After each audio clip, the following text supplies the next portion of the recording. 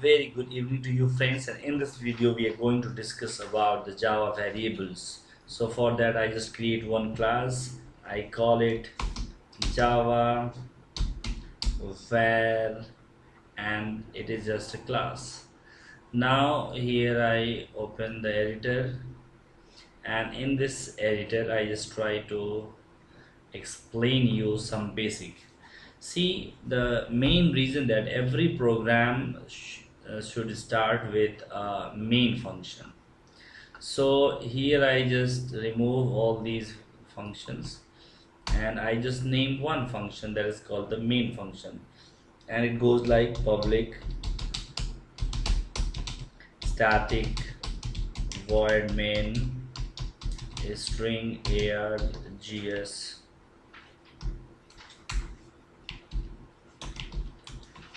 and there you create some variables, and the variables are of type int x is 11, byte y is 5 or 2,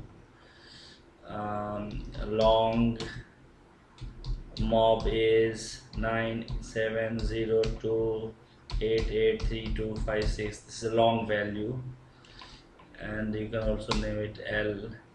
Float weight is 678.8 F. Then you have double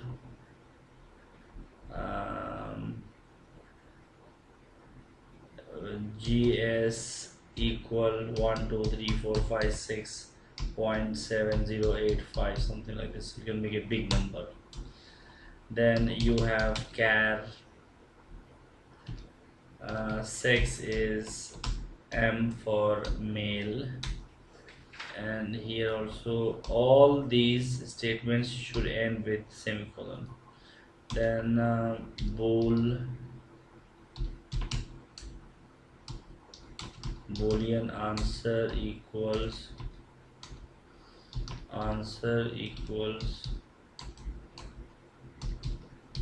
true, and like that. Now I print system dot out dot println, then I print like this. So it will take some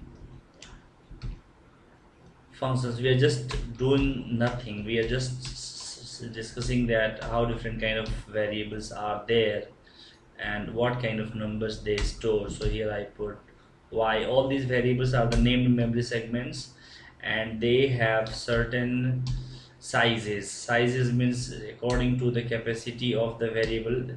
With every variable some memory space is associated, like what memory it's going to occupy. Like for example, integer occupy 4 byte of memory. 1 byte stands for 8 bits, mind you. So this is gs. Then here I print this and one more,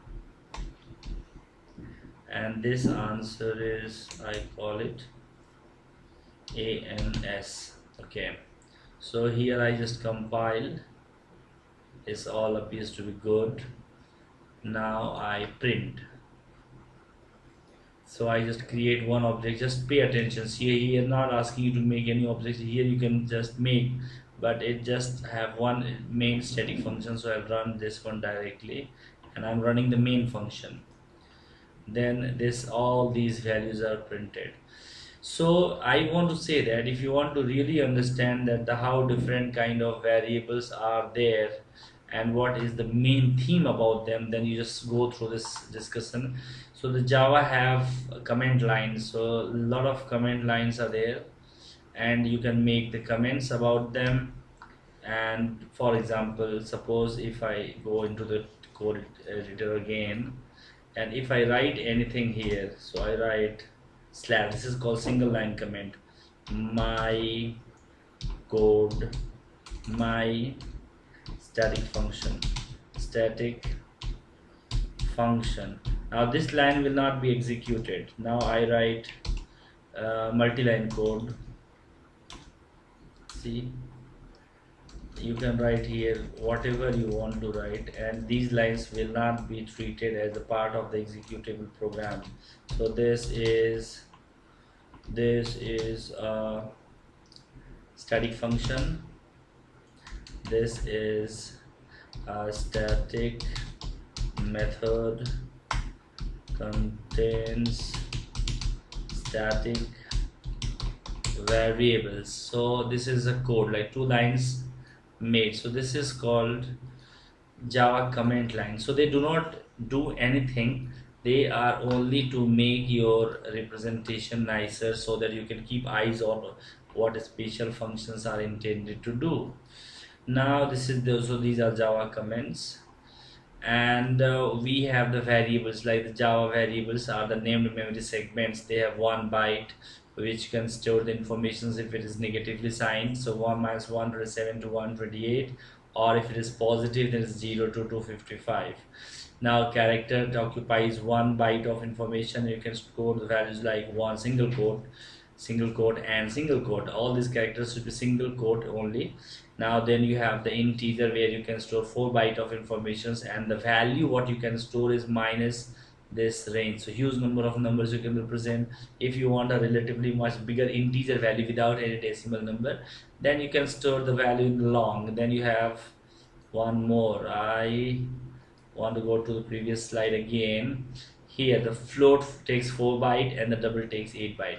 Float and doubles can store the decimal numbers, and these can store the integer numbers without decimals. Now go to the next slide, and here.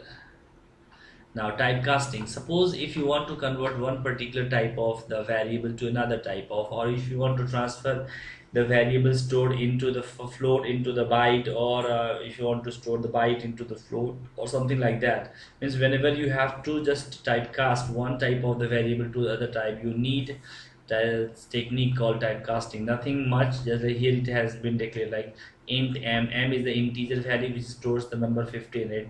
Byte m is another type of variable's name is m. I should have made different name anyway. It's just like you cannot have the two variables different type with the same name, but just this is, you can say byte, and now here this is converted into this much. So this helps you to regroup your ideas of the data transfer, and it's called the typecasting, like one type to another type. So the next slide you see operators like the addition. So arithmetic category of operators like the plus, minus, into, exponentiation, division, and modular division. Logical operations which contains the ampersand and are the logical constructs which are true only if both the statements are true. So we'll discuss through the programs. I'm just giving you slight theoretical briefing here to understand what type of operators we have. So logical have the and, or, and not. Relational, less than, greater. Relational means you have to compare one type with another type, whether x is greater than y, or whether string or length is greater than another one. Just comparison. Relational operators, they are called as less than, greater than, less than or equal to, greater than or equal to, and not equal to. Increment and the decrement operators are just like increases by 1, but there are two styles of them. This is called the prefix and the postfix, which we'll discuss in the next video. Third category of the function, we have the operators called conditional operator, where just look at this line, just like expression 1, like the expression question mark, expression 2 colon, expression 3. What happens that expression 2 will be executed first, and if it is true, because it's always going to give you the boolean output, because it's just kind of statement or expression having some relational expression, so its output is always true or false. If it is true, like if expression is true, then expression 2 will be executed or expression 3 will be executed. That's why these two are separated by colon. So if expression is true, then the expression 2 will be executed or expression 3 will be executed. Now for example, just look at this. A is a value, integer value having 32, and the b is 15. So if x equals to, it means assignment operator. So if a greater than b, like 32 is greater than 15, in that condition a will be assigned into x, means x will become 32. If it had been false, then b would have been assigned into x and the x would have become 15. Now you have the bitwise operators called the bitwise ANDing, and they work on the bits. They work on the bits and they are mostly used into the hardware specific, just like you can say Arduino board where you are working with the bits, means it is just kind of, you can say, embedded system. Yes, Java is also highly profile used into the embedded system. So these operations like the bitwise and or XOR exclusive, or XOR is exclusive, or those who study electronics engineering or those who have the basic idea of the electronics, they understand, because they are the building block of the electronic instruments. This is bitwise and or exclusive, or right shift and left shift. Then we go to the decision making, because when you are writing so many codes and depending on the different situation, you may have to branch the execution of the flow, because you cannot have the sequential flow of execution all the time, because many times depending on certain condition you have to divert the execution of the program. So this if statement is one kind of the decision making. It just branches the one path to another path, separates the one path depending on the conditions. If condition is true, then the branch 1 is to be executed, or the branch 2 will be executed, like that.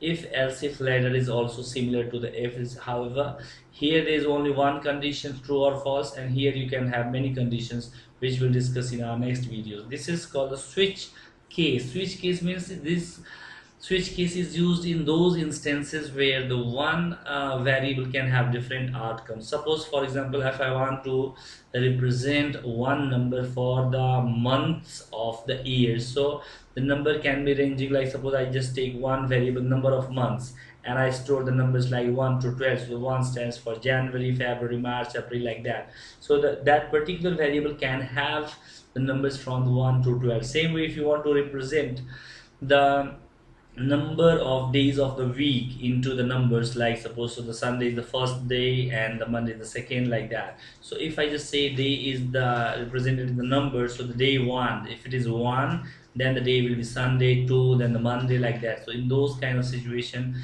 where the one variable can have many values, and depending on those different values you have to choose different cases, this is called the switch case, which will again will be through the programming, it will be more better.